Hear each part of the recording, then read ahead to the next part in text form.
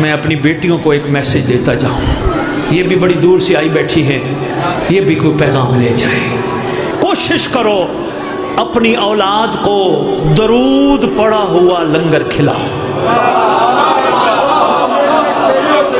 معرفت، مہربانی مہربانی، درود پڑا ہوا، آٹا گوندو، درود پڑھ کے کھانا پکاؤ۔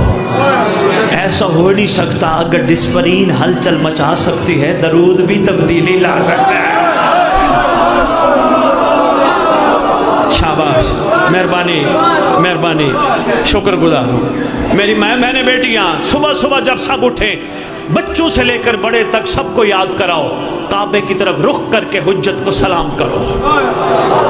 السلام علیکہ یا بقیت اللہ، السلام علیکہ یا صاحب زمان، سلام کرواؤ اور ان کو بتاؤ جن کے شریعت میں سلام کرنا سنت، ان کی شریعت میں جواب دینا واجب۔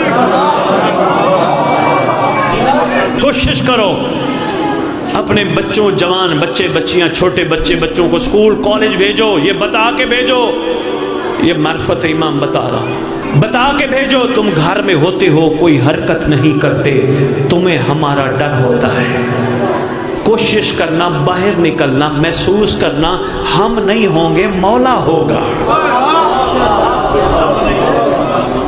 مرد تمہارا ریڑھی لگاتا ہے، ریڑھی لگانا کوئی عیب نہیں، رزق حلال ہے، ریڑھی لگاتا ہے، نہیں لگی دہاڑ، کسی اور بی بی کی ہمسائی کے شوہر گیا، اس کا دہاڑ اچھی لگ گئی، مہربانی کیا کرو، مردوں کو تنگ نہ کرو، دہاڑ کیوں نہیں لگی، کوئی بات نہیں، ان کو یہ کہو سلطان کی سلطنت میں آج اگر لنگر کم ملا ہے شاید سلطان کی مرضی تھی۔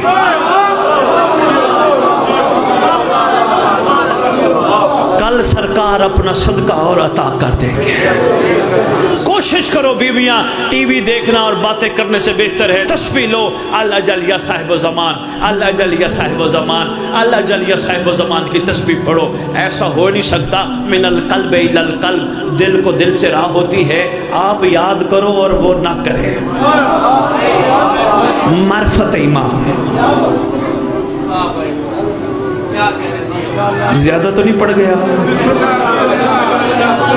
میری بیٹیاں؟ یہ معرفت امام، اپنی عزتوں کی خود حفاظت کرو، معرفت امام۔ کیوں؟